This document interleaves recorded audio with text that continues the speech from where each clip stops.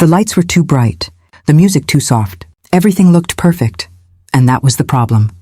I'd spent months planning every detail of this wedding, but sitting there at the main table, I couldn't shake the feeling that none of it belonged to me.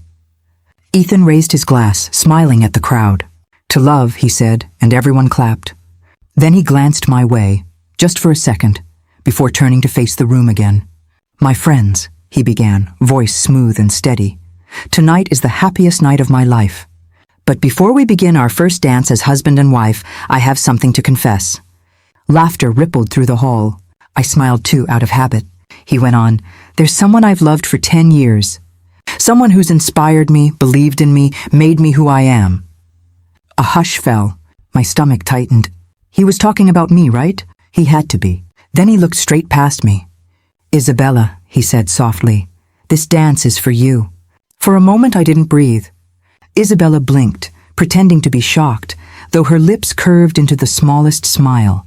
Guests gasped, then applauded, assuming it was some kind of inside joke. My father laughed.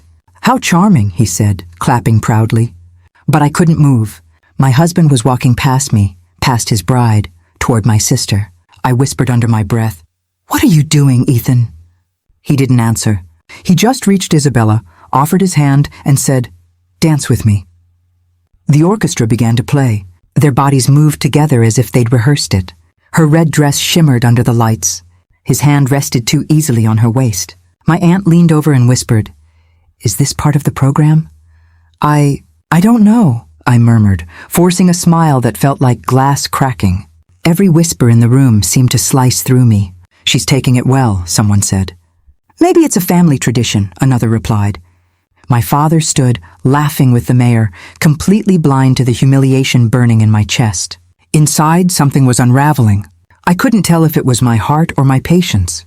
When Ethan spun Isabella, she looked straight at me, not with guilt, but victory. That was the moment I understood.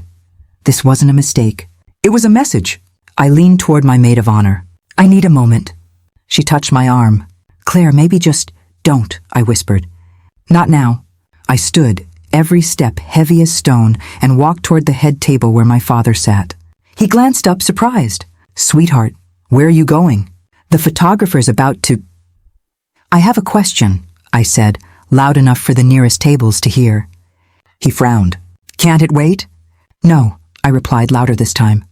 "Since Ethan just confessed his love for Isabella, does that mean you're forgiving his debt?" The word debt fell like a blade. The music stopped mid-note. Forks clattered onto plates. Ethan froze mid-step. Isabella's smile vanished. My father's expression shifted from confusion to fury. "What are you talking about?" he hissed. "Tell them, Dad," I said, my voice trembling. "Tell them why this wedding really happened." He rose slowly, his jaw tight. "You're making a scene." "No," I said, meeting his eyes. "You made the deal." Gasps filled the hall. I could feel hundreds of eyes drilling into me. Isabella stumbled away from Ethan. "You're insane," she stammered. "You don't know what you're saying." Ethan's face flushed red. "Claire, please, don't," I cut him off. "You had your moment. 10 years of it, apparently." He tried to reach for me, but I stepped back. "Don't touch me." The room was dead silent now. Only the sound of my heartbeat echoed in my ears. My father muttered through clenched teeth, "If you value your place in this family, sit down." "I don't have a place," I said quietly. "You sold it." He grabbed my wrist, his smile frozen for the camera still pointed our way. "Enough." I jerked free. "Tell them, Dad. Tell them about the money." Whispers turned into a storm. "Money?" Someone whispered near the back. "What money?" My father's mask slipped for just a second. Enough for everyone to see the truth flicker in his eyes. Ethan took a step toward me, desperate. "Claire, listen, I looked at him, and something inside me went still. "You should have danced with me when you had the chance." Isabella's hand went to her mouth. My father barked an order at the band to start playing again, but no one moved. In the silence, all I could hear was the faint clinking of a dropped glass rolling across the floor. I turned toward the guests, the golden chandeliers burning above me, and said softly, "Enjoy the evening, everyone. It's the last party this family will ever host." Then I walked out, past the shocked faces, past the photographers, past Ethan's outstretched hand. Outside the air was cold and sharp.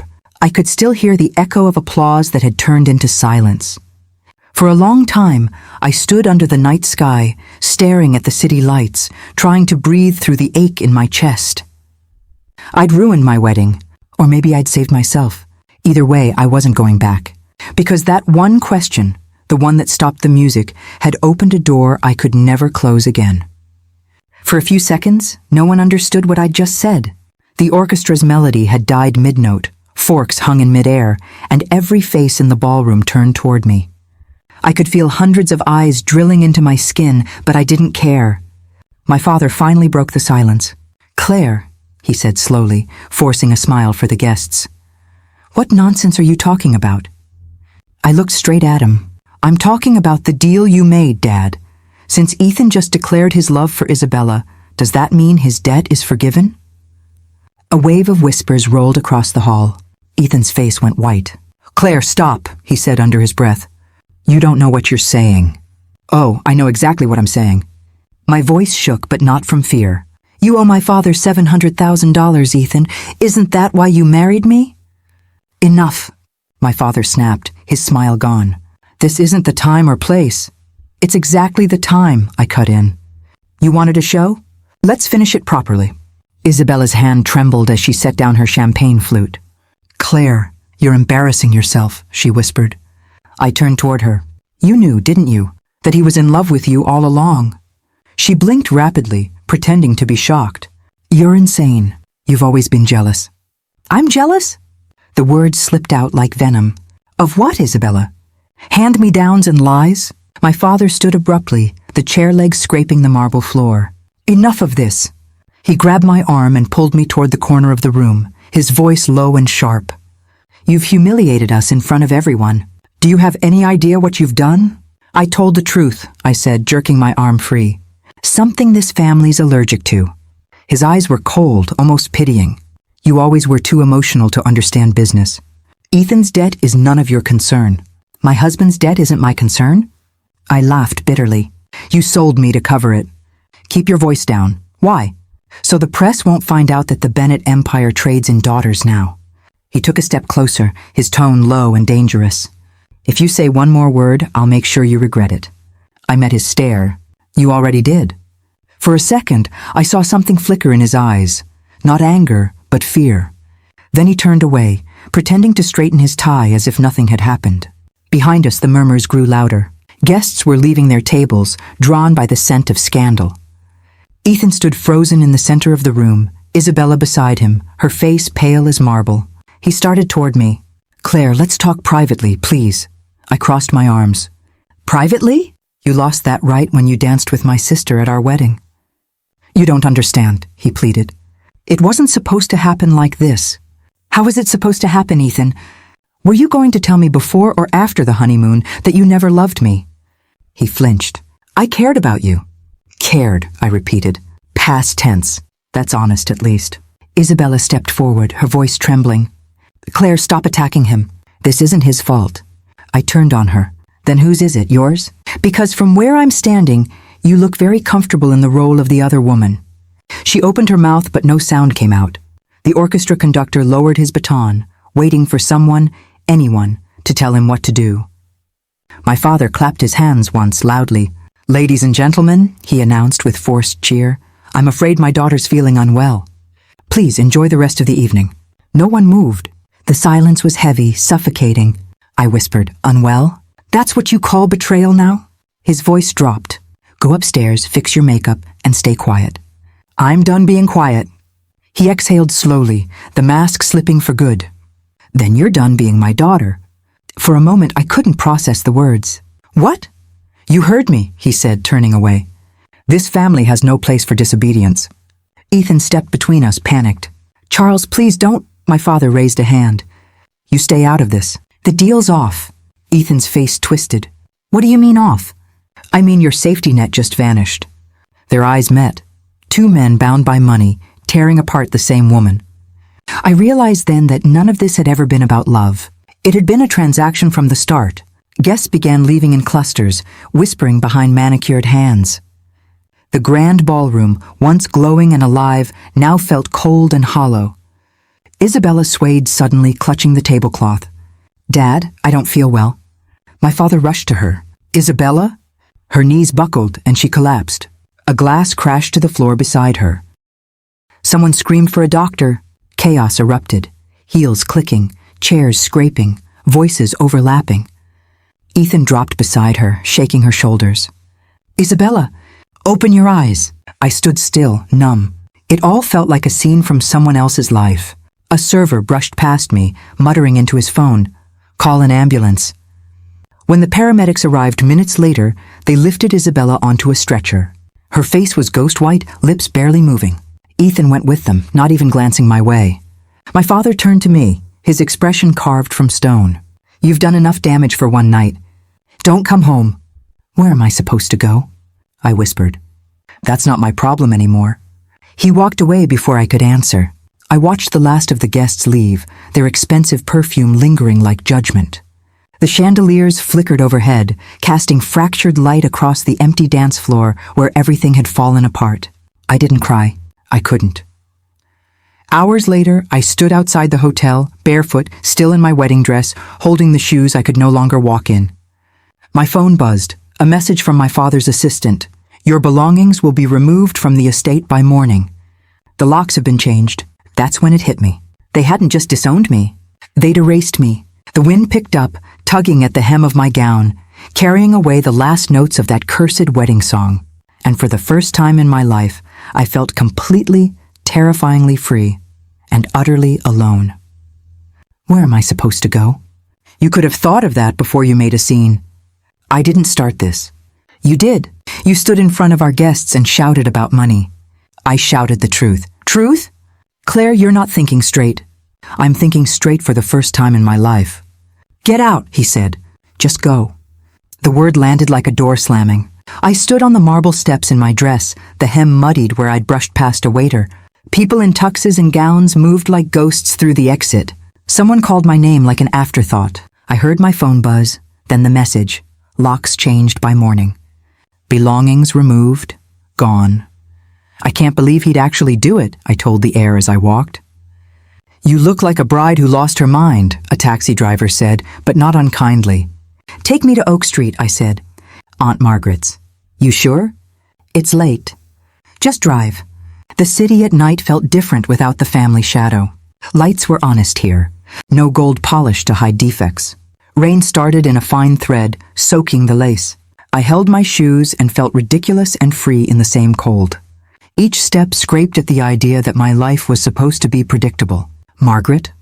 I knocked on a narrow wooden door that had always smelled of cloves and old paper. The lock turned and she opened before I could think of apologizing for the state I was in. "You look like you walked through a storm," she said, stepping aside. Her voice was the same as my mother's had been, plain, certain. "Come in." "I didn't want to wake you." "You weren't going to wake me. You're my niece, not a stranger." "How did you—" "I heard the radio. Your father got loud." She didn't ask for details. She gave me a towel and handed me a cup of tea without 1,000 gentle questions.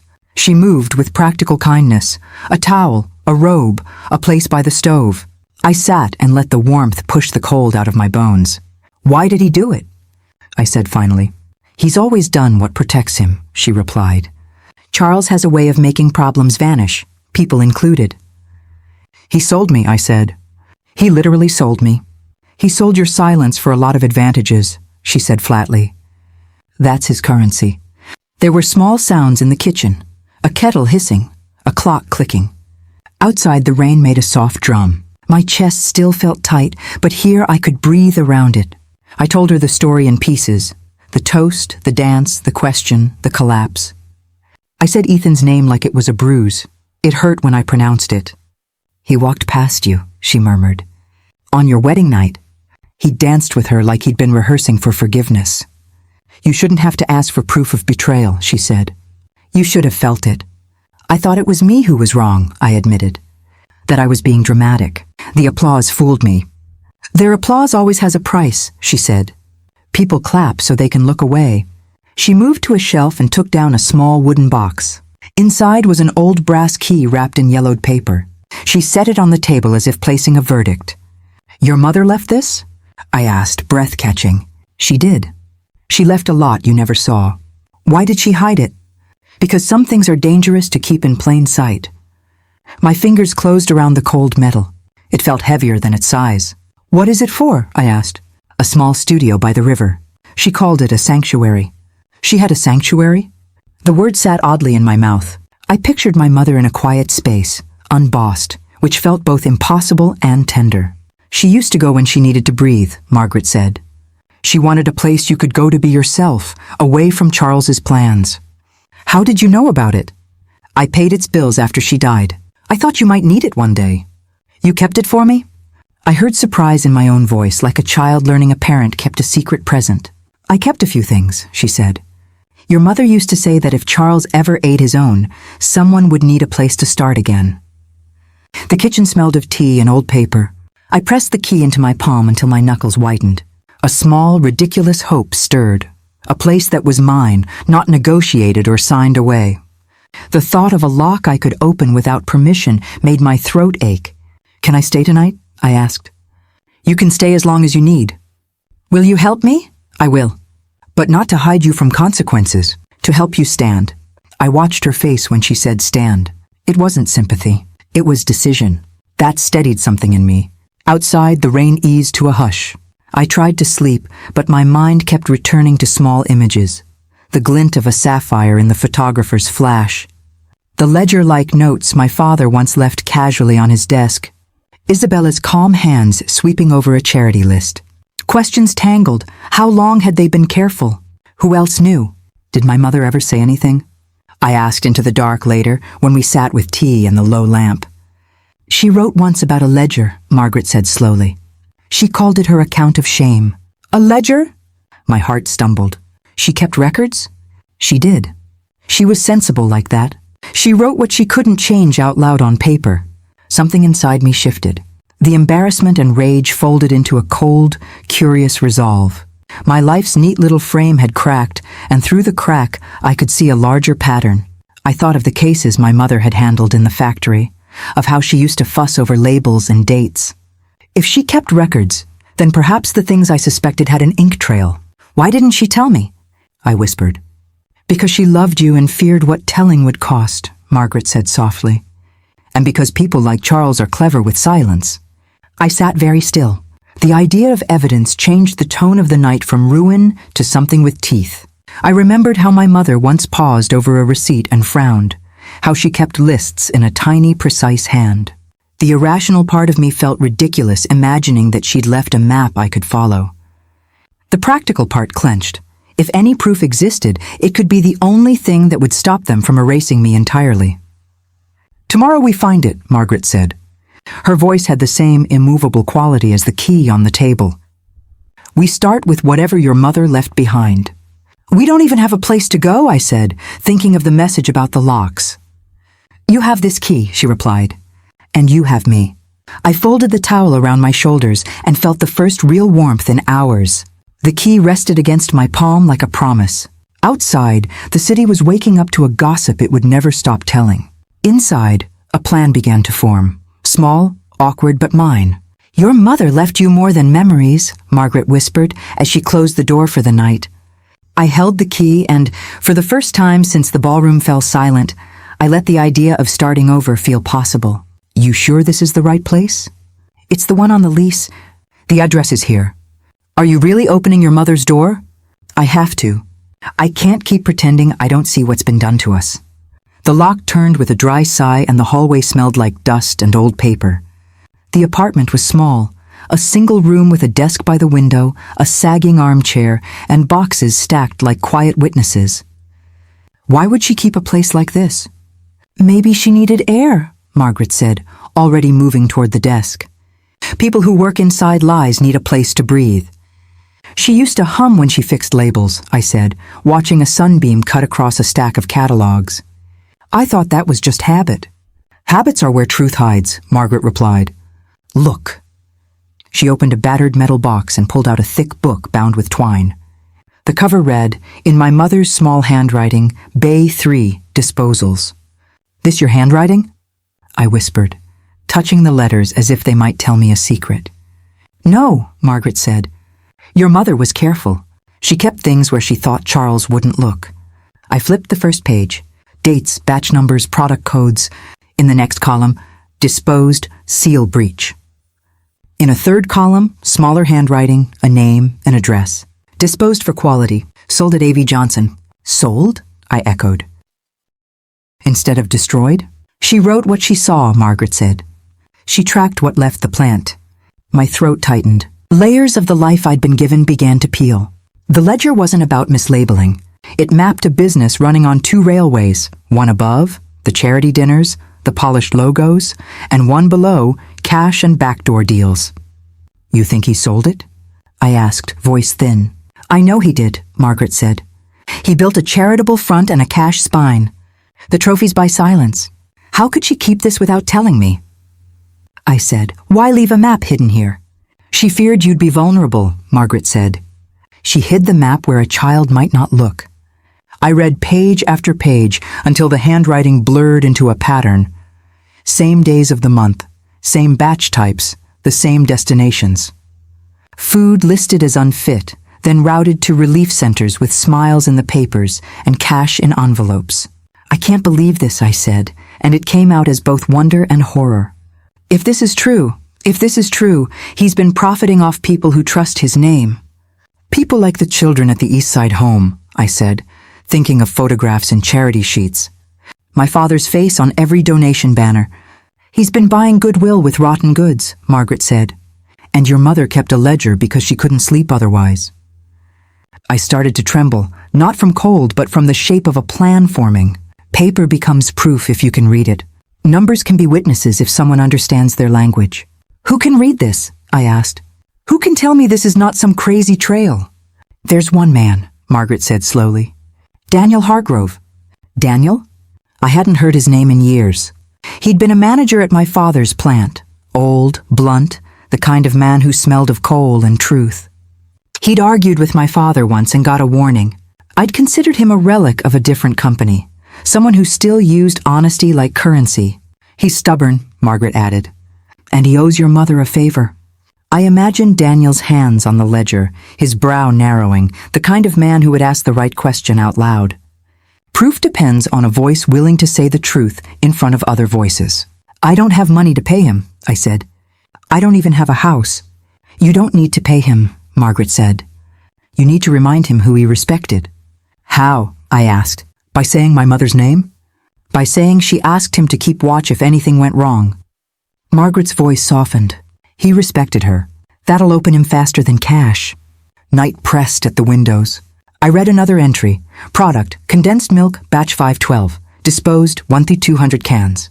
Actual fate, sold at City Market. Cash payment, delivered to E.P. Hayes. My father's initials, I said, mouth dry. E.P. Hayes. He signed off on it. He did, Margaret said, and he smiled while shaking hands with the mayor. I pulled the ledger closer and traced a date with my finger. A charity headline once showed a photo, my father presenting holiday baskets. The ledger matched that exact date. 1,200 cans listed as spoiled on the ledger and a gift basket headline the same week. Proof, I whispered. It's proof. Proof is only useful if someone believes the handwriting, Margaret cautioned. We need a witness who can explain the trail. Daniel, I said again, conviction sharpening. If he says this is real, then your father's empire is built on a ledger that will burn him, Margaret finished. My mind raced through possibilities, reporters, lawyers, public hearings. But one sober thought anchored me. Before headlines, we needed confirmation. Numbers alone are fragile. A man who understands logistics could make the ledger sing. Where is he now? I asked. In the West Wing office, if he still goes in, Margaret said. If not, he walks the docks in the morning. Then I'll find him tonight, I said, feeling oddly steady. Margaret paused. You're not thinking about sleeping, are you? No. I set the ledger in my bag. The paper felt like a weight that could tip a scale. If this is what I think it is, he has to hear it from me. She poured 2 cups of weak tea and handed me one. Don't be reckless, she said. You're barefoot from a wedding, and you want to confront a man who'll tell you the truth even if it hurts. That's brave, but not smart. I don't want smart tonight, I said. I want honest. When we left, the stairwell smelled of damp plaster and old paint. Margaret locked the apartment door with a soft click, as if closing a chapter. The ledger was under my arm like a contraband confession. Outside, the city hummed with indifferent life. Trash trucks leaned in the alley. A lone dog barked and was answered by a distant siren. I wrapped my coat tighter and thought about Daniel. About calloused hands, late nights at the factory, the way he'd scolded me for ignoring safety reports when I was younger. I found him at the loading dock, half expecting him to be a ghost of industry, but he was a man with broad shoulders and a face that told stories of long hours. He was talking to a young foreman, voice low and measured. "Daniel," I called, and saw him turn with the slow surprise of someone woken from a private clock. "I'm sorry to bother you." He studied me for a long moment. "You're the girl from the office. Claire, right?" His voice was careful. I heard what happened. "I'm sorry." "You knew my mother," I said, holding the ledger between us like an offering. "She kept this." He glanced at the book, then at me. "Where did you get that?" Margaret gave me the key. "She said you respected my mother." A muscle in his jaw worked. "Eleanor Hayes had a ledger," he said quietly. "She mentioned the odd things she saw, yes." "Can you read this?" I asked. "I need to know if I'm not imagining things." He ran a thumb along the twine and frowned. "Numbers don't lie, but people do." "Let me see." We sat on a low crate while he turned pages. His mouth tightened as he read. He peered at dates and scribbles, then up at me. "This lines up," he said finally. "Every last entry. Disposed on the last Friday, inventory missing, charity delivery the next week." He covered it with press and tax write-offs. "You mean he sold it?" I asked, breath catching. "He sold and he got thanked," Daniel said. "He's been laundering the plant's losses into public praise." "That's not just fraud, that's dangerous." "How long?" I whispered. "Long enough to be a habit," he said. "Long enough to buy silence." "Do you believe me?" I asked. My voice cracked on the last word. He looked at me the way someone looks at a map after being lost. "I believe the paper. I believe your mother." He closed the ledger gently, as if the pages might cut. "But believing isn't the same as speaking up. They'll try to shut us down." I felt the ledger in my hands like a living thing, pages breathing with possibility. "If you confirm this to anyone, are you prepared for what happens?" He asked. "I don't know," I admitted. "I was hoping you'd know." "I know this," he said. "If I say it out loud, I make enemies that don't sleep. I watch my people. They've mouths and mouths mean rumors, but your mother would have had me promise something." He leaned in, voice low and steady. "Tell me what you want me to do, and I'll see if I can stand with you." I breathed in the dock smell, oil, salt, and diesel, a world away from chandeliers. My chest felt like it contained an engine. "Say it's real," I said. "Tell them the ledger matches the shipping, the disposal logs, the charity dates. Tell anyone who'll listen." He nodded slowly. "If I do, this city will roar." "Do you want that?" "I want the truth to be loud enough to drown his trophies," I replied. Daniel looked at me a long time, then nodded again. "All right. Tomorrow I'll start where she once began. But Claire, yes? If you're going to do this, don't do it alone." I held the ledger like a small child and felt less alone than I had in weeks. The room inside me that had been hollowed by betrayal had a sound now, a plan. The ledger could expose him if someone with the right voice read it aloud. When Daniel closed his coat and turned away, I watched his broad back move into the blue morning. I had proof and a reluctant ally. The next step would have to be louder than a whisper. If Daniel confirmed it, then everything my father built could crumble. If he refused, the ledger would be a secret kept in a small apartment by the river, and I would be the only one who knew. He arrived late. The factory gates were already locked, and the fog rolled low over the parking lot. When Daniel finally appeared, he looked smaller than I remembered, shoulders hunched, face pale under the streetlight. "You shouldn't have called me here," he muttered. "If anyone sees us, no one's going to see us," I said. "It's midnight. You used to tell me truth didn't keep office hours." He gave a weak laugh.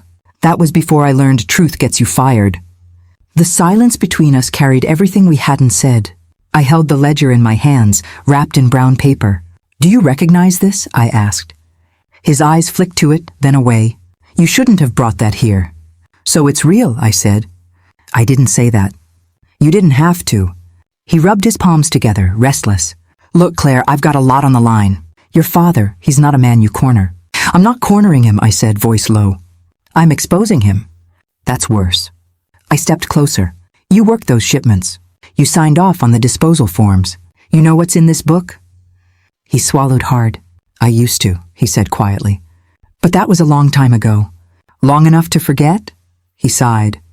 Long enough to understand how power works. I could hear the fatigue in his voice, but I pressed on. You promised my mother you'd protect her records. He winced. Don't bring Eleanor into this. She trusted you. She trusted the wrong man. The words hit me like a slap. You mean my father? He nodded once. He owns everything now. The factories, the board, even the stories people tell about him. He offered me a position, your old one. Higher pay, better hours. My wife's sick, Claire. Hospital bills don't wait for moral clarity. I stared at him. So you sold your silence. I bought my wife's life, he said. There's a difference. Something inside me cracked. Do you even hear yourself? You watched him steal, you saw what he did, and you stayed quiet. Quiet kept me alive, he said. It'll keep you alive too.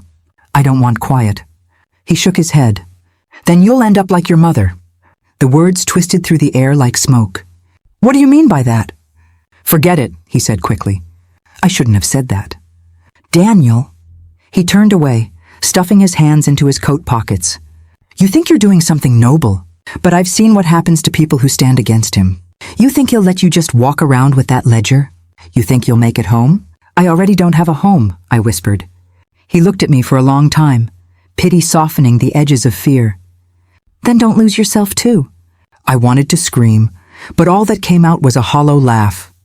You used to tell me my mother's honesty kept the factory decent. He nodded, and she's gone. That should tell you something.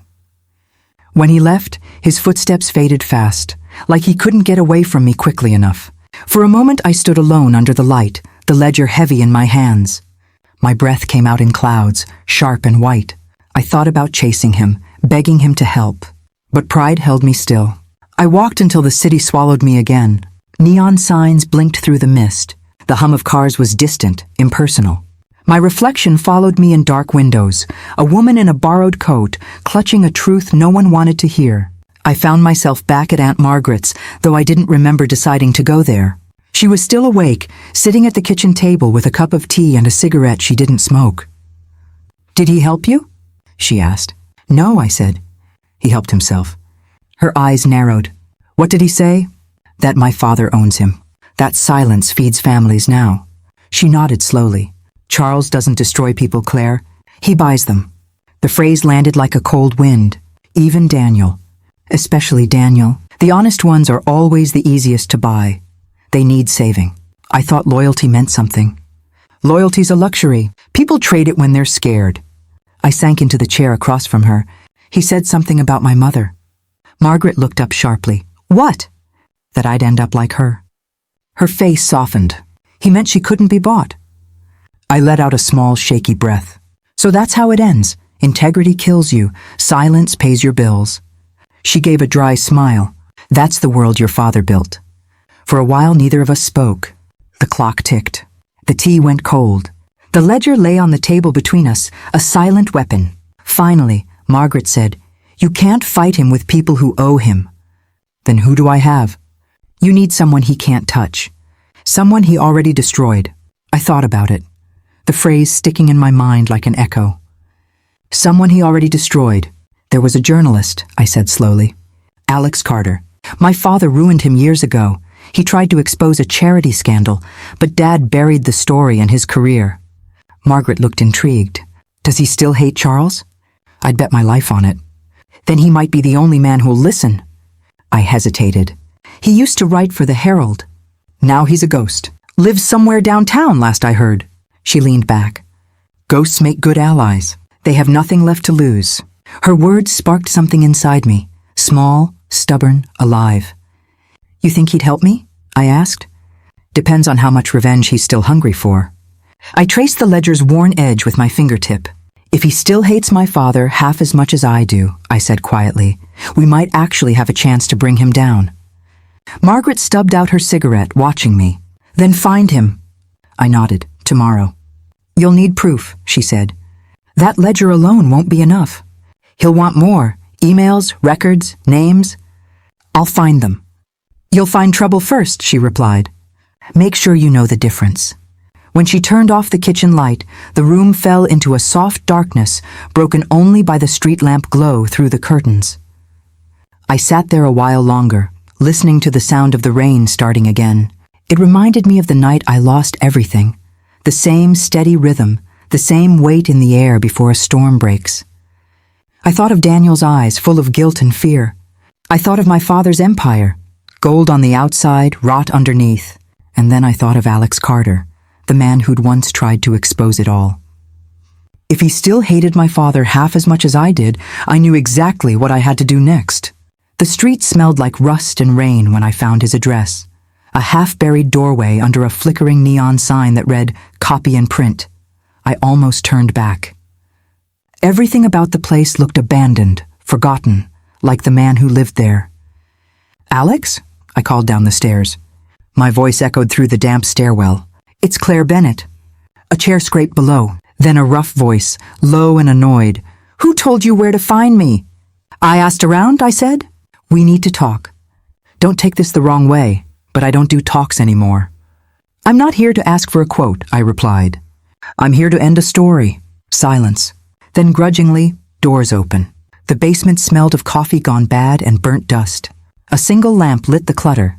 Old newspapers, broken typewriters, boxes of court documents stacked like tombstones. He sat behind a desk, unshaven, hair grayer than I remembered, fingers stained with ink. "Last time I saw you," he said, eyeing me, "you were your father's little princess, cutting ribbons for charity." "Last time I saw you," I said quietly, "my father destroyed your career." He smiled without warmth. "Good to see someone remembers." I set the ledger on the table between us. He's still at it. He didn't touch it. "You think you're the first one to bring me a file full of ghosts? I've got piles of those. This one's different." "They all say that." "Because they all want something." He looked up sharply. "And what do you want?" "Truth. That's a luxury I can't afford." I pushed the ledger closer. "You'll want to read this one." He sighed and opened the cover. For a while there was only the sound of paper turning. His eyes scanned the columns. Bay 3, disposals, 1-200 cans, charity date, signature. He paused halfway through a page. "Wait," he murmured. "These dates, they match his public donation schedule," I said. "The ones your paper used to write about." He flipped back faster now, tracing with his finger. Holy hell, he wasn't donating fresh stock. He was offloading expired food under a charity name. Exactly. He leaned back, running a hand through his hair. "That's not just fraud. That's feeding poison to people who can't fight back." My voice shook. "My mother knew. She kept these records. I think it's what got her killed." His head jerked up. "You think your father—" "I don't think. I know he's capable." For a moment, neither of us spoke. The air between us felt heavy, damp, like the walls themselves were listening. He closed the ledger and stared at it as though it might bite him. "You understand what this means, right? If we publish it, we're accusing a man who funds half the city's politics of premeditated fraud." "I'm not asking you to publish it," I said. "I'm asking you to help me prove it." He laughed, bitter and hollow. "You think anyone in that newsroom will print my name again?"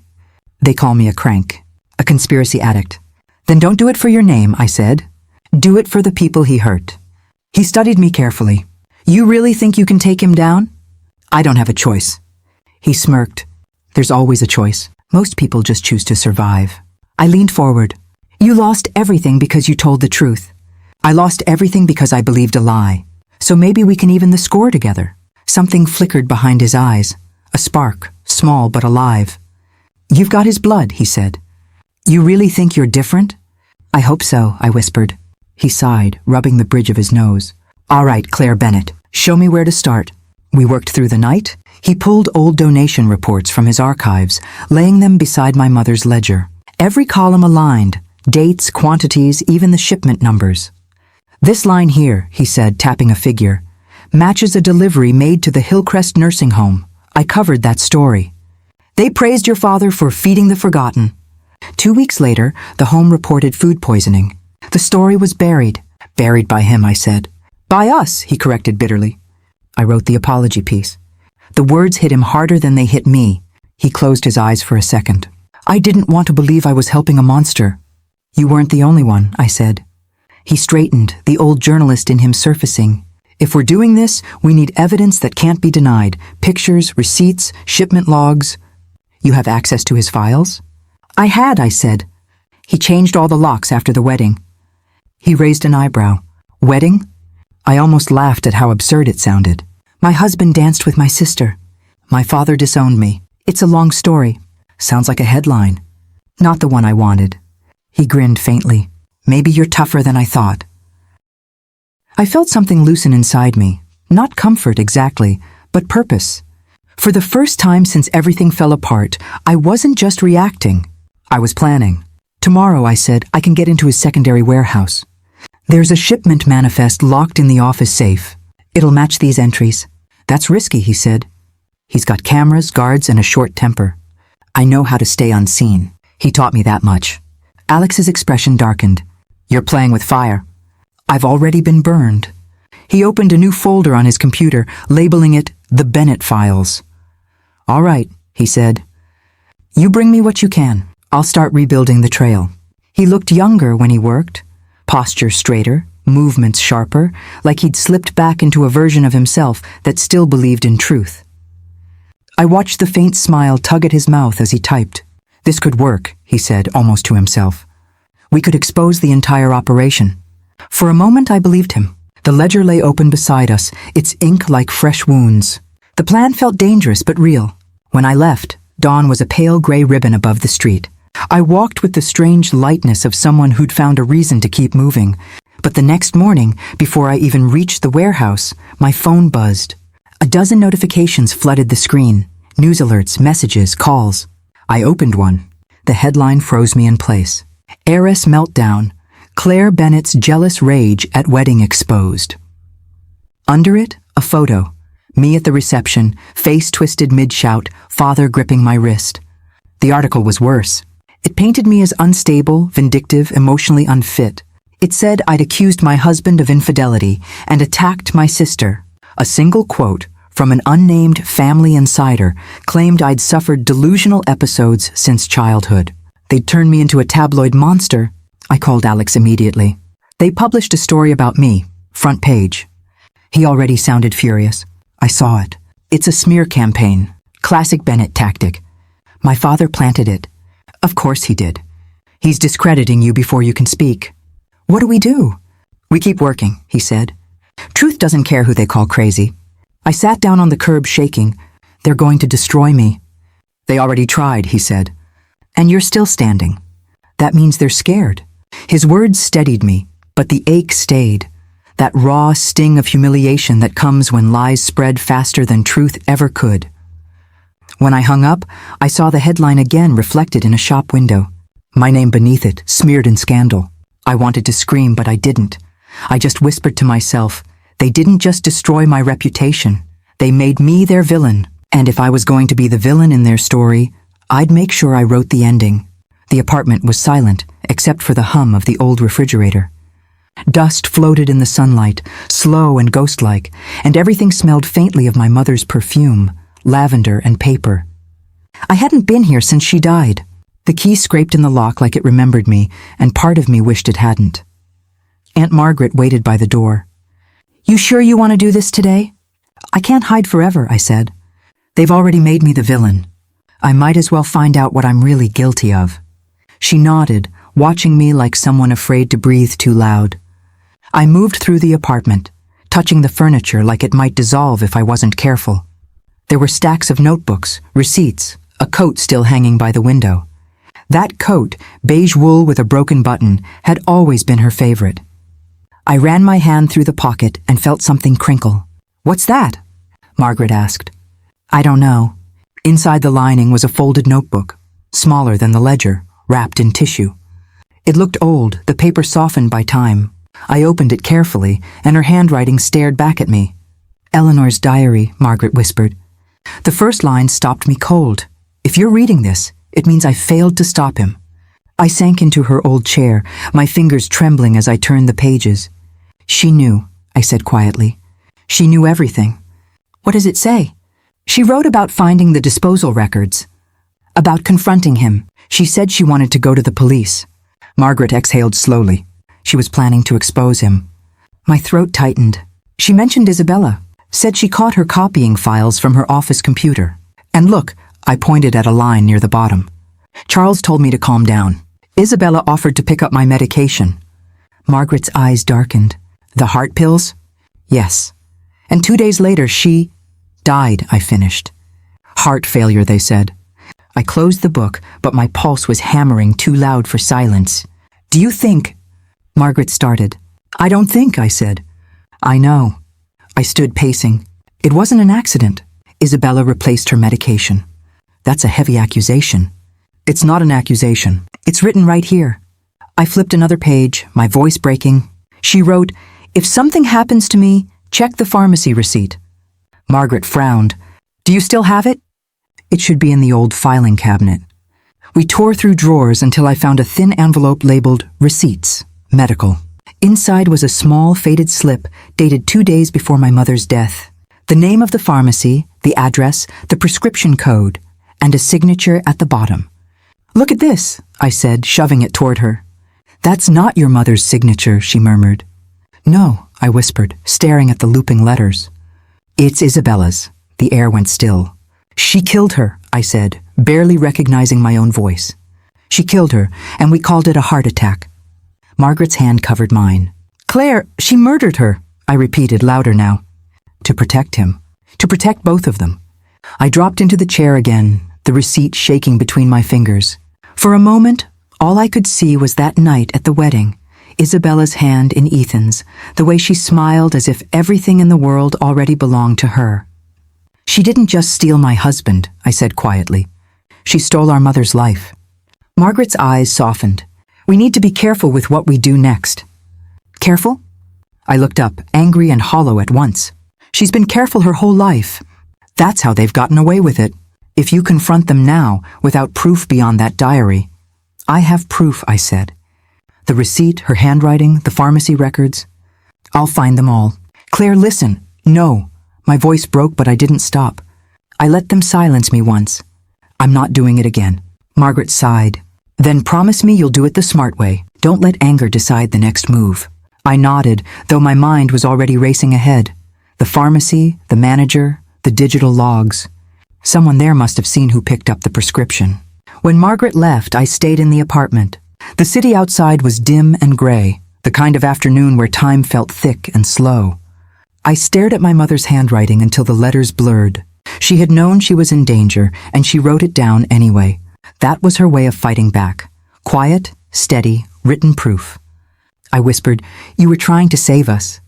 The next morning, I went to the pharmacy listed on the receipt. The bell above the door jingled, and a young man behind the counter looked up with a polite smile. "Can I help you?" "I'm looking for records from an old prescription," I said, sliding the receipt toward him. "My mother, Eleanor Bennett. She passed away a few years ago." He typed into his computer. "We don't usually release medical information. I'm not asking for her dosage. I just need to confirm who picked it up that day." He hesitated. "That's tricky." "Please," I said softly. "It's important." He studied the paper again. "This is from 8 years ago. We switched systems since then. But," he pointed at the signature, "that's definitely not the one on file. We ask for ID with every pickup. Whoever signed this had her card." "Could you tell me who it was?" "I can't give names," he said. "But I can tell you the employee who processed it still works here." "Can I speak to them?" He glanced over his shoulder, then nodded. "Give me a minute." A woman appeared a few moments later, mid-40s, tired eyes but kind face. "You're Eleanor's daughter?" "Yes." "She was lovely," the woman said quietly. "I remember that day. Her prescription was collected by by someone who said she was family." "What did she look like?" "Tall, blonde, expensive coat. I remember because she was in a hurry. Said your mother was waiting in the car." My throat closed. "Did she sign the receipt?" "She did." I checked her ID and it matched. I didn't think twice. I nodded, my pulse roaring in my ears. "Thank you." "Is everything okay?" "No," I said, forcing a smile. "But it will be." Outside, the world felt sharper, colder. The truth didn't feel like victory. It felt like grief, sharpened into something I could finally hold. I walked until my legs ached. My thoughts ran in circles. Isabella at the pharmacy, the pills, the heart attack. My mother lying in that hospital bed while my father comforted us, telling everyone she'd gone peacefully. He must have known. He always knew. When I reached Aunt Margaret's, she was already waiting by the window. "What did you find?" "She picked up the pills," I said. The pharmacist confirmed it. Her eyes closed. "God help us." "God didn't help her," I said bitterly. "We will." "What are you going to do?" "I'm going to use what they taught me. Secrets, power, image. But this time, I'm turning it against them." Margaret looked at me carefully. "You sound like your father. Maybe that's what it takes to beat him." She didn't argue. She just poured tea, the way she always did when she was afraid I might be right. That night, I laid out everything on the table. The diary, the receipt, the notes from the pharmacist. My mother's words seemed to whisper from the page. "If something happens to me, check the pharmacy receipt." She'd left a trail and now I was following it. For the first time in weeks, I felt her presence, not as memory, but as resolve. She hadn't died in vain. She'd written her confession in ink, waiting for someone to finish it. As I looked at the receipt one last time, I whispered, "Don't worry, Mom. I'll make them tell the truth." Because my sister hadn't just stolen my husband, she'd stolen our mother's life, and I was going to take both of theirs back. When I laid the diary and the receipt on Alex's cluttered desk, he didn't touch them at first.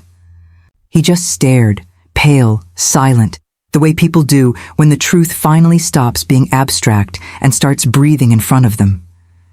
He picked up the receipt, studied the signature, then the page from my mother's diary. "She knew," he whispered. "She knew exactly what they were doing." "She didn't just know," I said. "She tried to stop them, and Isabella made sure she couldn't." He looked up sharply. "You're saying your sister—" "I'm saying she killed her," I interrupted. "It wasn't an accident. It was convenient." Alex leaned back, his expression caught somewhere between shock and fury. "This is bigger than a headline. It's a confession waiting to happen." I nodded. "Then we make it happen." He frowned. "What do you mean?" "I want to bring them down the way they built everything. In public, under lights, with everyone watching." He crossed his arms, skeptical. "You realize who you're dealing with, right? Your father controls half the media outlets in this city." "Not all of them," I said. "You used to have people who listened." "Used to being the key words," he muttered. I hesitated, then leaned closer. "What about Lydia Shaw?" He blinked. "You know about her?" "I remember her. She wrote the article that almost exposed my father 10 years ago. You worked together." Alex gave a half smile, bitter, nostalgic. "She's smarter than I ever was. She left before they could ruin her too." "Then we call her," I said. He stared at me for a long moment, then opened an old contact list on his laptop. "If she answers, you'll owe her more than gratitude. She doesn't risk her career lightly. She'll risk it for the truth," I said. He smirked faintly. "You sound like I did before your father crushed me. I sound like someone who's done being afraid." He dialed. The call rang 3 times before a woman's voice answered, sharp and professional. "Lydia Shaw." "Lydia, it's Alex Carter." There was a pause. "Alex? God, it's been years. You sound alive. I was starting to think you'd gone hermit." "I almost did, but I've got something you'll want to see." "Does it have a name?" He hesitated. "Charles Bennett." The line went quiet. Then she said, "Meet me in an hour. Same cafe on 7th. He hung up, exhaling. "She's in." I felt something inside me tighten, a mix of dread and adrenaline. Then it's time. The cafe was small, warm, filled with quiet hums of conversation. Lydia looked exactly as I remembered from the papers. Sharp bob, sharper eyes, a presence that made you straighten your back without knowing why.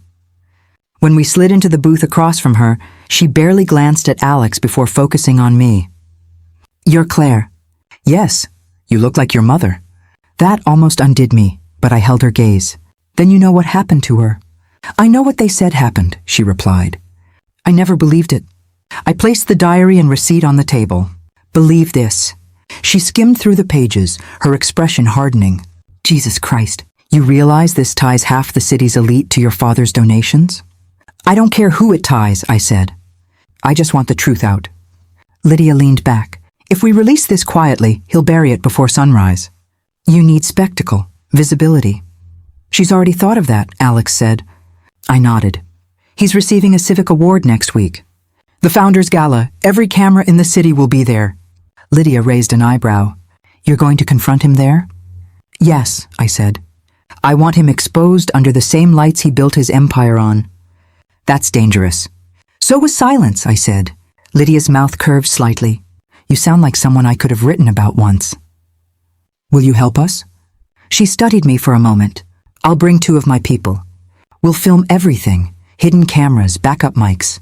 But if this goes wrong, he won't just smear you, Claire. He'll destroy you completely. He already did, I said. This is me taking it back. Alex looked between us, nodding slowly. Then it settled. I'll handle logistics, entry, timing, audio feeds. Lydia handles coverage. You handle the truth. Perfect, she said. Let's give him a night to remember. Back at the apartment, the 3 of us sat around the kitchen table, planning every second like a heist. The air felt electric. Fear and purpose tangled together. He'll expect sympathy, Alex said, pacing. Smile, shake hands, charm the crowd. You can't interrupt too soon. I'll wait until the award speech, I said. That's when he's most comfortable.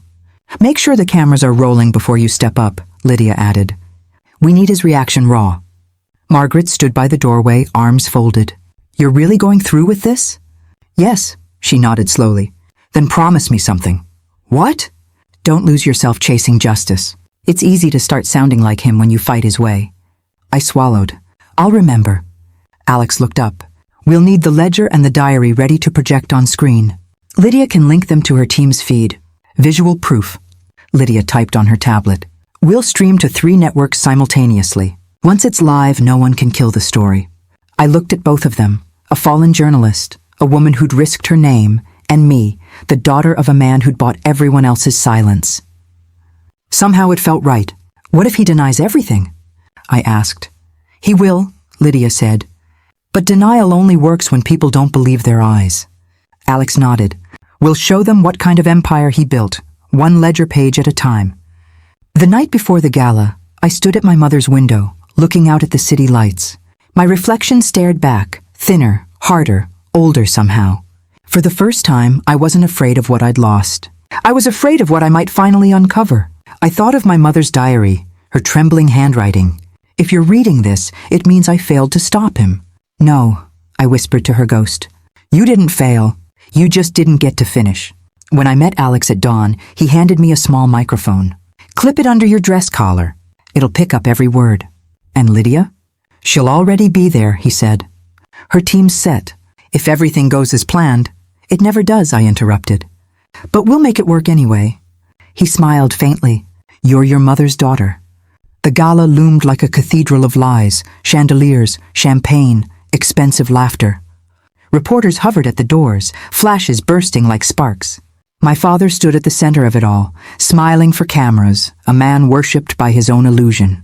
I took a slow breath. This was it. He built his empire on lies, and I was going to make sure it fell under the same spotlight he loved. The ballroom glowed like a cathedral built for liars. Gold lights spilled over crystal chandeliers, laughter shimmered above the string quartet, and every smile felt rehearsed. I stood at the entrance, 1 breath away from the man who'd built his empire on decay. You don't have to do this, Margaret whispered beside me. Yes, I said quietly, fixing my eyes on the stage. I do. Alex adjusted the small earpiece in his collar. Lydia's team is live. Cameras are hidden. The second you speak, it goes everywhere. Good, I said. Let them see what a Bennett celebration really looks like. We stepped further in. Every head turned, not out of respect but curiosity. The fallen daughter had returned, and everyone wanted a closer look at the scandal they'd already read about. There he is, Alex murmured. My father stood under the chandelier, polished and powerful, shaking hands with men who owed him too much to look him in the eye. His tuxedo was perfect, his smile practiced. Beside him stood Isabella, radiant, elegant, deceit wrapped in silk. And around her neck, catching the light with every turn, was my mother's sapphire necklace. I stopped walking. My pulse stuttered. That necklace, I whispered. It disappeared the night she died. Alex followed my gaze. Then tonight it comes back to life. I swallowed the rising tremor in my chest. Let's finish this. We moved closer, weaving through clusters of politicians, investors, and people pretending to be important. My father spotted us before I reached him. The smile faltered just enough for me to see the man behind it.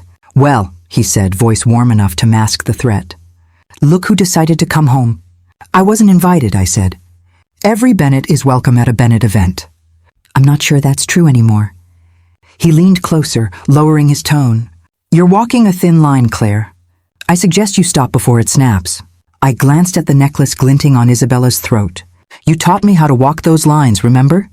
Isabella's hand brushed the sapphire as if to guard it. "You shouldn't be here," she said softly. "Neither should you," I replied. She blinked, confusion flickering, or maybe guilt. The mayor's voice boomed from the microphone. "And now, a round of applause for this year's Founders Award recipient, Mr. Charles Bennett." Applause filled the room.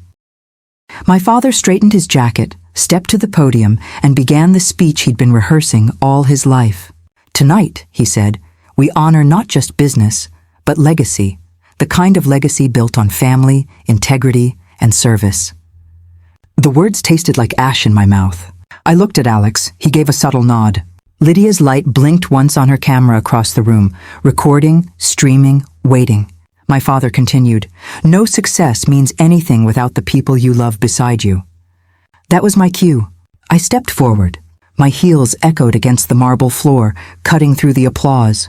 The crowd's clapping softened, then stopped. Heads turned, whispers rippled like a wave. "Claire," my father said, his tone tightening. "This isn't the time. Actually," I said, my voice steady, "it's the perfect time." The air in the room shifted. I turned to Isabella, every inch of me shaking but unflinching. "That necklace you're wearing," I said, my voice carrying through the silence. "Is it yours? Or did you steal it the night our mother stopped breathing?" Gasps spread through the crowd like cracks in glass. Cameras pivoted. The music died mid-note. Isabella's hand flew to her throat. "What are you talking about?" "That necklace disappeared the night Mom died," I said. "You told everyone you didn't know where it went." She stammered, "You're insane." "No," I said, stepping closer. "Just late to the truth." My father's voice cut through the air, low and sharp. "Enough." "No, not enough," I snapped. "She picked up Mom's medication that week." She forged her signature. "I have the pharmacy receipt. Mom wrote it all down. The diary you tried to destroy." His eyes widened, the calm mask finally cracking. "You don't know what you're saying." "I know exactly what I'm saying," I said. "You covered up fraud, you poisoned people for profit, and she," I pointed at Isabella, "killed the only person who ever tried to stop you."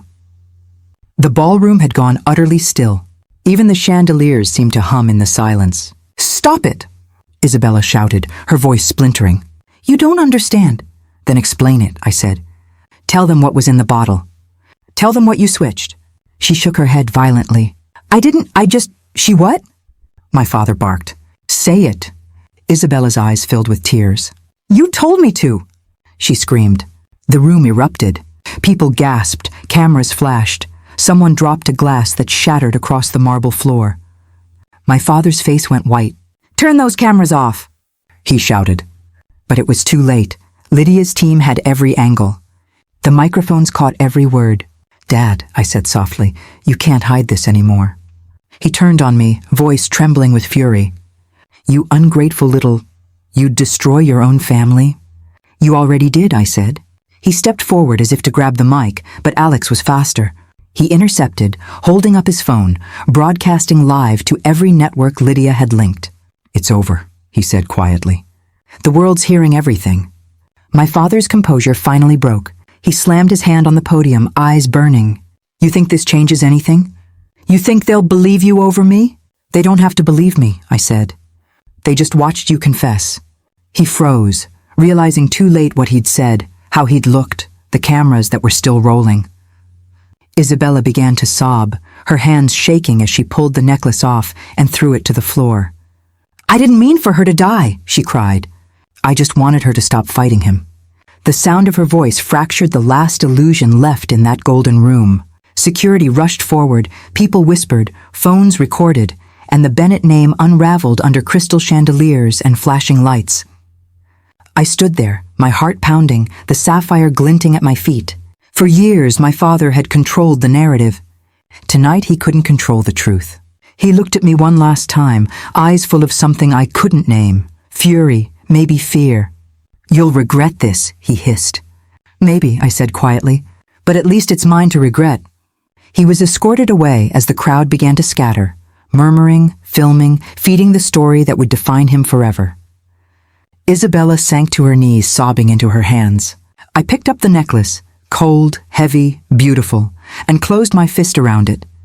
For the first time in years, I felt the weight of my mother's voice lift. I looked at Alex and Margaret waiting near the exit. "It's done," I whispered. Alex nodded, his eyes still fixed on the chaos we'd unleashed. "Not done," he said softly. "Just started." He was right. The fallout would be enormous: investigations, trials, headlines. But for the first time, the truth wasn't buried in ledgers or diaries. It was alive, loud, undeniable. As I stepped out into the cold night air, I felt the city breathe around me, bright, chaotic, free. Behind me, inside that glittering hall, my family's empire collapsed under its own lies. Her answer hadn't been words. It was a scream that shattered our family forever. The ballroom was chaos. Reporters shouted, flashes burned my eyes, and the crowd swayed like a single nervous body. My father's face, once the mask of confidence, had twisted into panic. Isabella stood beside him, trembling, makeup streaking down her face. "You told me she'd die anyway," she screamed, her voice slicing through the noise. Every sound in the room fell silent. My father froze. "Shut up, Isabella," he hissed. "You don't know what you're saying." "I do," she cried, pointing at him. "You said the pills would just make her sleep. You said—" He grabbed her wrist hard enough to make her flinch. "Stop talking." The cameras zoomed in like predators. Lydia's team was still filming, and every microphone caught the trembling in Isabella's voice. "You promised me," she shouted. "You said she'd been sick for months. You said it was mercy." "Isabella!" His voice cracked. Not another word. Alex moved closer to me, whispering under his breath. "They're burying themselves." I couldn't look away. It was like watching years of lies unravel thread by thread. "You both killed her," I said softly, but the mic caught it. My voice echoed through the speakers. My father turned toward me, face pale, eyes wild. "You don't understand anything, Claire. You're a child playing at righteousness." "A child?" I took a step forward. "You built an empire on fraud. You poisoned people and called it charity. And when Mom tried to stop you, you let Isabella silence her." "Enough," he roared, slamming his hand on the podium. The room flinched. "You think you know the truth? You know nothing of what it takes to hold a family together." "Hold it together?" I said. "You destroyed it." Isabella's voice cracked behind him. "She wasn't supposed to die." He spun on her. "You were supposed to keep quiet." Tears ran down her face. "I did what you asked. You said it would fix everything." "Fix?" My voice trembled. "You mean erase her?" She looked at me, guilt hollowing her eyes. "I didn't want to. I thought it was the only way." The crowd gasped. Phones were raised, recording every second. Somewhere near the door, a journalist whispered, "Is this real?" My father's composure shattered completely. "Stop filming!" Everyone stopped filming. But no one moved. Ethan appeared near the edge of the stage, his tie loosened, sweat shining on his forehead. "Charles, this is getting out of hand," he said, voice low, desperate. My father turned sharply. "You stay out of this." Ethan shook his head. "I can't, not anymore." My father's voice dropped into a growl. "Don't you dare betray me now." Ethan looked at me, then at the cameras, then back at him. "You think I won't? You think I'll go down alone?" "What are you talking about?" I asked. He laughed bitterly. "Your father wasn't the only one signing those ledgers. I handled the forged donation records. Every charity shipment, every fake expense. I made them look clean." My chest tightened. "You were in on it?" He nodded. "At first it was just business. Then it was blackmail. He had dirt on all of us." "Lies," my father snapped. "All lies." Ethan pointed at him. "You paid me to forge the signatures. You told me to keep quiet when shipments went missing." "Enough." My father roared again, his voice cracking. "You'll ruin everything." "It's already ruined," Ethan said, backing away. "I'm not going to prison for you." I felt sick. "You forged the donations while Mom—" He looked down. "I didn't know what they did to her." Not until it was too late. The words hung heavy, poisonous. Alex's phone buzzed in his pocket. He glanced at the screen, then at me. "Police are on their way," he whispered. "My contact sent units." I nodded, but my legs felt unsteady. My father saw us whispering and turned his fury toward me. "You think you can destroy me with your little performance? You think this circus means justice? I am the reason this city breathes." "No," I said quietly. "You're the reason it's sick." He stepped down from the podium, slow, deliberate. The crowd backed away instinctively. "You've always been soft, weak like your mother." She thought the truth would save her too. My voice wavered, but I didn't back away. "It will save me." His jaw tightened. "You think these vultures care about truth? They'll eat you alive the moment they're done with me."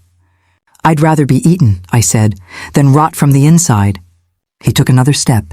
The distance between us disappeared. His hand twitched, reaching for me, not gently. Alex moved fast. "Don't!" My father spun toward him. "You think you're a hero? You're nothing." Behind him, the ballroom doors burst open. Uniformed officers stormed in, pushing through the crowd. The sound of commands echoed. "Step back! Everyone step back!" My father froze mid-step. Isabella gasped. Ethan went pale. One of the officers shouted, "Charles Bennett, you're under arrest for fraud, corruption, and conspiracy to commit homicide." "No," my father growled. "You can't." The officer grabbed his arm, twisting it behind his back. He struggled, furious, shouting at no one and everyone. "You don't know who I am! You can't touch me! This is my city!" The officer snapped the cuffs around his wrists. Not anymore. The click of metal echoed like punctuation at the end of an era. Isabella screamed as another pair of officers approached her. "You told me she'd die anyway." She sobbed again. "You said I was helping." They read her rights, voices calm, professional. She didn't resist. She just cried. A child caught in a storm she helped create. Ethan didn't fight either. He raised his hands and said, "I'll testify. I'll tell you everything." I stood still, the room spinning around me. Lights flashed, people murmured, and the empire that had ruled my life crumbled in real time. When they led my father past me, he stopped for half a second. His face was hollow, eyes bloodshot. "You'll regret this," he said quietly. I met his gaze. "No, you will." They pulled him away. As the crowd began to disperse, Lydia approached with her camera still rolling. "You did it," she said softly. I shook my head. "No, they did. I just stopped pretending." Margaret appeared beside me, placing a steady hand on my shoulder. "It's over now, sweetheart." But as I looked at the empty stage, the broken glass, the necklace lying abandoned on the floor, I wasn't sure what over meant anymore.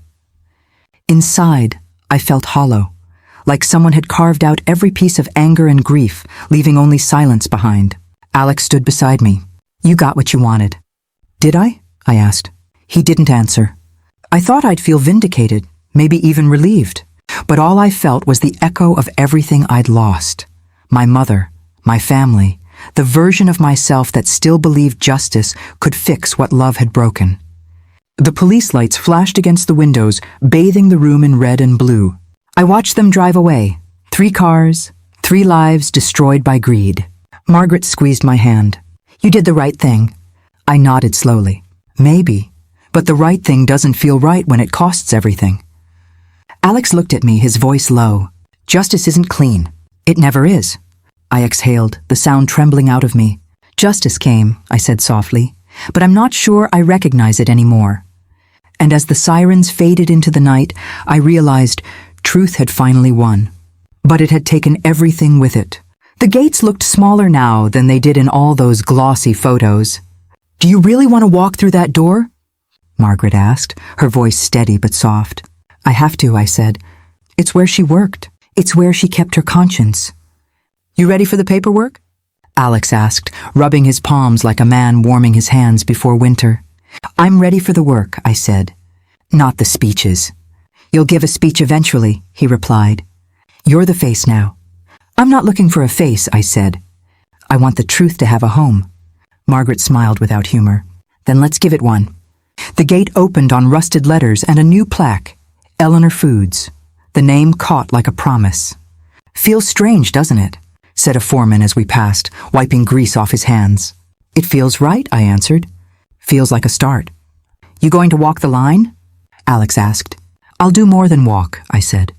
I'll listen. We moved into the plant. The conveyor belt stopped like a held breath. Workers gathered, faces cautious, hopeful. A woman with a pair of safety glasses under her arm stepped forward. Miss Bennett? She said, voice bright with surprise. Welcome back. I'm Sarah from Quality. Sarah, I said, tasting the name. Thank you for staying. We believed the company could be better, she said. We just didn't know who would lead it. You will, Margaret said. She will. I don't know how to run a factory, I admitted. I know how to keep promises. You kept them before, Alex said, and his tone meant more than praise. You'll learn the rest. We toured the floor. Machines that had once hummed like secret engines now looked ordinary and honest. Workers pointed out spots where procedures had been tightened, where safety checks now had a real stamp. Your mother used to stand here, Sarah said, motioning to an inspection table. She'd taste a sample, then make someone take a walk until they fixed it. She taught me to care about details, I said. Not to let cost hide rot. You're carrying that on, she smiled. We need that. At mid-morning, I stood with the shipping manager over a manifest. How does the new inventory look? I asked. We're tracking everything, he said. No off-the-books shipments? All cereals, all seals. He sounded proud, the kind of pride that costs less than lies. That's the start, I said. What about the orphanage routes? We've scheduled fresh delivery every month, he replied. Direct, verified, signed by the manager there. Good, I paused. And the old accounts? We froze anything suspicious, he said. We flagged vendors. We're cooperating with the auditors. That's the right move. I felt steadier with each answer, like a building going from blueprint to a real place. At noon, a van with the company logo rolled out, Eleanor Foods stamped on its side. I walked to the dock, where a volunteer from the East Side Orphanage waited, carrying a clipboard. You're Claire Bennett? She asked, eyes wide. Yes, I'm the temporary administrator, I said. The words felt both foreign and true. We heard you were taking over, she said. Thank you. The kids still remember the food drives. Then they'll remember good ones, I promised. You sure? She asked. You can't fix everything overnight. I know, I said, but I can try. She signed the manifest, and the driver lifted the first load. Fresh cans, sealed, stamped with batch numbers and dates. I watched them load the van, thinking of the other deliveries that had been rotten in the past. Remember the ledger? Alex asked later, watching the van drive off. I do, I said. And the diary. And the receipt. My voice tightened. They were our map. We used it well, he said. You used it well. I didn't do it alone, I said. You found allies. You found the right enemies, he answered. That matters. He hesitated. How are you feeling? Empty, I admitted. And oddly, lighter. The guilt that used to sit in my chest isn't as heavy. It's like air shifted. That's a beginning, Margaret said. Breathing makes everything possible. We set up a small office in the plant. A table, a second-hand computer, a filing cabinet with the company seal. The first calls were about suppliers, invoices, and a rumor of a former employee asking for protection. I spent the afternoon signing papers and listening to people who used to be afraid to speak. Can I say something? Sarah asked when most people had left. Always, I said. We were ashamed, she admitted. Not because we did wrong, but because we didn't stop it sooner. Your mother used to say, speak now, or carry it in your bones forever. We carried it. It hurt. You're here now, I told her. That means you spoke. My voice was small, grateful. We'll keep speaking, she promised. For her. That night in a small conference room, we met with legal counsel. Papers were laid out, settlements, restitution, a new foundation plan. We can create a charitable arm, the lawyer said, named for Eleanor. It will audit donations, ensure quality, and publish reports publicly. Publish everything, I said. Open books. No private ledgers. That will restore trust, the lawyer said. It'll cost, but you have time. He looked at me with a mixture of respect and blunt practicality. You'll need board approval, but the court's temporary administration gives you leverage. You'll help? Margaret asked. We'll draft it, he said. But you must be transparent. No exceptions. I will be transparent, I promised. After the meeting, as the plant lights dimmed, Alex and I walked the perimeter. Do you ever regret starting this? He asked. Sometimes, I admitted. When I wake up in the dark, the weight of all the faces I couldn't save presses on me. But then I think about Mom's last notebook, and I know I can't stop. "You're stronger than you look," he said, looking at me like he'd found something he hadn't expected. "Maybe I look like her," I said. "Maybe that helps." He laughed softly. She would be proud. Weeks passed in work, not in time. Meetings turned into policy changes. We hired an independent auditor. We started a hotline for whistleblowers. We published the ledger pages online with redactions where necessary and invites for anyone with information to come forward. "Is it enough?" Sarah asked one morning, her forehead creased. "It's a start," I said. "Justice comes in a long, messy line. We walk it." "You ever think about them?" she asked quietly. "About your father? About Isabella?" "Sometimes," I said. "Mostly I think about the people who were hurt." My voice steadied. "They're the reason we keep going." One morning, a letter arrived from the East Side orphanage. A child had drawn a picture. A van with the logo, a woman handing out soup, and a big sun. The note said, "Thank you for the food that didn't make us sick." I read it twice before I let myself smile. "See?" Margaret said when she came in. "You already did something." "I did," I said, and the word felt clean. The court case unfolded like a slow tide. Depositions, hearings, lawyers with spotless suits and defensive smiles. My father's friends tried to protect what they could. Some ran when the cameras came too close. Others spoke quietly in corridors, bargaining for less exposure. "Are you afraid?" Alex asked one night after a late hearing. "Always," I said. "Fear keeps me awake, but it also keeps me honest. I don't want to sleep on someone else's pain." "You carry too much," he said. "I carry what I must," I replied, "and I'll give back what I can." Public opinion shifted. Headlines moved from scandal to accountability. Donations were frozen and then redirected to rebuild the homes my father's false charity had harmed. Legislators called for stricter inspection rules. The factory's reputation changed from a brand to a cause. "People notice honesty," Lydia said the day she came to film the factory reopening. "It's rare enough to look like courage." "You helped," I said. "You made it public." "We all did our part," she replied. The story had to be seen to be believed. On reopening day, we invited the city, not as guests of a gala, but as witnesses. The orphanage director came with a group of children. Volunteers stood ready with boxes. I stood on a small platform and looked at the faces, workers, families, reporters, and a few people who once applauded my father. "You can talk," Sarah said, leaning close. "I will," I said. I spoke about accountability, about Eleanor, about how the company would be different. "We will publish every donation, every batch, every shipment. If anyone wants to check, the records are public. This factory will feed people, not profit from them."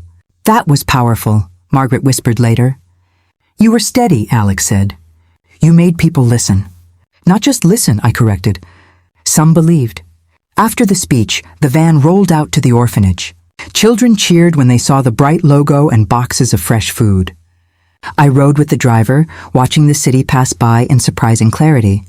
The air tasted of salt and paper and something else. Hope, maybe, or simply the absence of rot. When we handed the first box to the orphanage director, a little boy looked up at me with solemn eyes. "My tummy's not sore anymore," he said like a verdict. I wanted to cry, but I didn't. I smiled and felt a loose joy settle in my ribs. That night in the small office, I sat alone for a while. The LED screen glowed with messages of support, angry demands for more, legal notices, and a single email from Daniel. "Good on you." "She'd be proud. Be careful," I typed back. "We're just getting started." The foundation took shape slowly. Paperwork, trustees, transparency rules. We set up an independent board and a whistleblower fund. We hired an ombudsman. Each step was small, but together they began to remake the place. "You ever think about forgiveness?" Alex asked one night as we stacked files. "Sometimes," I said. "Forgiveness feels too easy. Rebuilding feels right." "Rebuilding is hard," he said. "So is lying," I replied. "We'll do the hard work." Months later, standing at the loading dock as the last boxes for the week were loaded, I inhaled and felt the air differently. It didn't taste like guilt anymore. "It smells like beginning," I whispered. Margaret squeezed my hand. "It smells like right." I looked at the factory, the sign, the workers, the van rolling away, and felt the first, honest pulse of something I hadn't felt in a long time. Possibility. But rebuilding wasn't the end. I knew courts still had to finish, reputations would still split into shards, and some people would never come clean. There would be backlash. There would be threats masked as advice. There would be nights like the old ones, when a sound made me hold my breath. Alex cleared his throat. We should warn the board. The next hearing's coming up, and your father's lawyers will be ready with counterclaims. I know, I said. We'll be ready too. He nodded. Good, because he won't go quietly. I looked at the empty road where the van had gone and felt a steady resolve. Let him try. Outside, the night air tasted like a beginning. Sharp, cold, and honest. Inside, the office light hummed on, a small promise burning in the dark. The morning light slid across the floor, painting the steel beams gold. The hum of machines hadn't started yet, just silence, thick and clean. I stood in the middle of the factory, the same one that once smelled of chemicals and deceit. Now it smelled like new paint and purpose. Hard to believe this place was ever different, Alex said behind me, his voice carrying softly across the hall. It feels different, I replied. Even the air does. He looked around, nodding. You've done more than rebuild it, Claire. You've redeemed it. I smiled faintly. Redemption's too pretty a word. I just made it honest. He chuckled. You sound like your mother. That's the goal. We walked toward the production line. The conveyor belts gleamed, workers were gathering for the morning shift. There was laughter, quiet, genuine, the kind that used to be missing here. You ever think about them? He asked. Every day, I said. But not the way people expect. How's that? I don't think about what they did to me. I think about what I let them make me into. Silent, compliant, too afraid to question. I hate that version of me more than I hate them. He looked down. That's not fair. You were trapped. Maybe, but I could have walked away sooner. I just didn't want to see the truth. He nodded slowly. That's what makes you dangerous now. You learned how to see. We stopped at the observation window above the floor. Sunlight spilled through the high windows, landing right on the new logo, Eleanor Foods. I still can't believe the board approved renaming it, he said. They didn't at first, I said with a small grin. But I told them legacies don't belong to the living. They belong to those who left them clean. That sounds like something she'd say. She did. The day she walked out of this place. For a moment we were quiet. The sound of workers greeting each other echoed faintly below. Then he said, Do you regret it? Any of it? Which part? Exposing them? Losing everything? All of it. I exhaled slowly. Regret's a soft word for something that sharp. I lost my father, my sister, my husband. I lost my name for a while. But I also lost the guilt that came with pretending everything was fine. That's worth more than peace. You know, he said, some people still think you went too far. I know. I looked down at the floor, the sunlight catching the steel edge of a machine. They call me heartless, vindictive, broken. They think I destroyed my family. And what do you tell them? I tell them love built on lies is just a slower kind of poison. He gave a small, tired smile. You really believe that? I've lived it, I said simply. And I'm done drinking it. We walked past the storage area. The shelves were neatly stacked, every product sealed, dated, and accounted for. A far cry from what used to happen here. I got a letter yesterday, I said. From who? The parole board. They denied Isabella's request again. He hesitated. How do you feel about that? I don't, he frowned. You don't? No, that's the point. I spent years feeling everything. Anger, pity, even nostalgia. Now I just don't. She made her choices. And your father? I looked out at the far corner where the old office used to be. He died the same way he lived, convinced he was untouchable. You didn't go to the funeral, Alex said quietly. I didn't need to. He buried himself long before that. He was silent for a while, then said, You talk about them like they're ghosts. They are, I said. But ghosts don't haunt you forever. They just wait for you to stop running. He leaned against the railing. So what now? I keep running the company. I keep fixing what they broke. That's not what I meant. I looked at him, realizing what he was asking. You mean me? He nodded. I live, I said after a pause. Quietly, hopefully. Maybe one day I'll even forgive them, not for them, but for me. That would make sense, he said softly. Forgiveness isn't for the guilty. No, I said. It's for the survivors. He looked like he wanted to say more, but didn't. We reached the front office, the one with glass walls that looked out over the whole floor. My mother's photograph hung behind the desk, her smile gentle and brave. Beneath it, her nameplate, Eleanor Bennett, Head of Quality Assurance.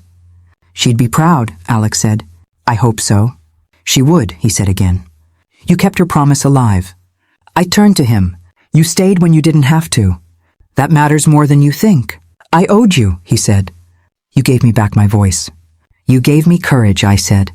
That's an even trade. He smiled faintly. So are you ever going to stop working long enough to breathe? Maybe when this place doesn't need me anymore. Then I guess you'll never stop, he said, shaking his head. Probably not. He started toward the exit. Coffee later? Always. When he was gone, I turned back to the photograph. For years, I couldn't look at it without shame. The kind of shame that belongs to someone who watched everything crumble and still missed the people who caused it. But now I felt something else. Peace, thin but real. I placed a hand against the glass. I did it, Mom, I whispered. It's clean now. A worker passed by and smiled. Everything's running smooth, Miss Bennett. Keep it that way, I said, smiling back. I stood there a while longer, watching the factory come alive, lights humming, belts moving, voices rising. It wasn't just a business anymore. It was a heartbeat. In the reflection on the window, I caught my own face beside my mother's. We looked almost the same. Same eyes, same determination. I kept your promise, I whispered again. And I'll keep it for as long as I live. Then I walked down the stairs, past the lines of workers, through the doors, and into the morning sunlight. The city was just waking up. Cars passed, people hurried by, unaware of the history behind those factory walls. I breathed deeply, and for the first time in years, the air didn't taste like guilt. It tasted like the beginning, and as I walked away, I realized something I hadn't been able to say until now. The truth had destroyed everything I loved. And that's how it finally set me free. Sometimes doing what's right doesn't look noble. It looks lonely. I learned that the hard way. But standing alone with the truth is still better than standing together in a lie. Family can shape you, break you, or save you. But in the end, it's your choices that define who you are. If you've ever had to choose between protecting family and doing what's right, share your story in the comments below. I'd love to hear how you found your truth.